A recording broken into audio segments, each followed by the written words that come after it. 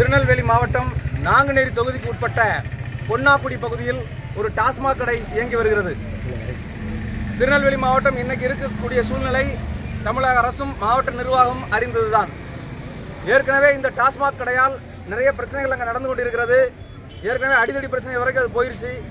நாங்குநேரி சம்பவம் போல பொன்னாக்குடி பகுதியிலும் இந்த சம்பவம் நடைபெறாமல் இருக்கணும், சட்டம் ஒழுங்கு சரியாக இருக்கணும் அப்படிங்கிற ஆர்வம் பொன்னாக்குடி மக்களுக்கும் அங்கே இருக்கிற அனைத்து தோழர்களுக்கும் இருக்குது.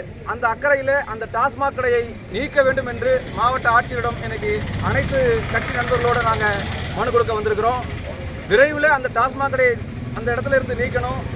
அருகில் கோயில்கள் இருக்குது, பள்ளிக்கூடங்கள் இருக்குது, நிறைய பொதுமக்கள் போக்குவரத்து பாதையாக இருக்கிற அந்த இடத்துல அந்த டாஸ்மாக் கடையால் மிகுந்த இடையூறும் சட்டம் ஒழுங்கு கெட்டு போகிற ஒரு சூழ்நிலையும் அங்கே நிலவிக்கிட்டு இருக்கு.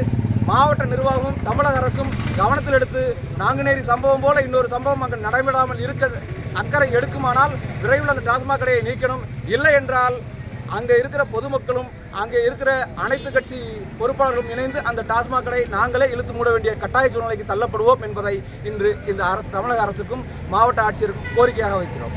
இன்னைக்கு அந்த கடையை நீக்கிறதுக்காக நாங்கள் மனு கொடுக்குற அனைத்து கட்சி நிர்வாகிகளோட மனு கொடுக்க உள்ள போகிறோம்.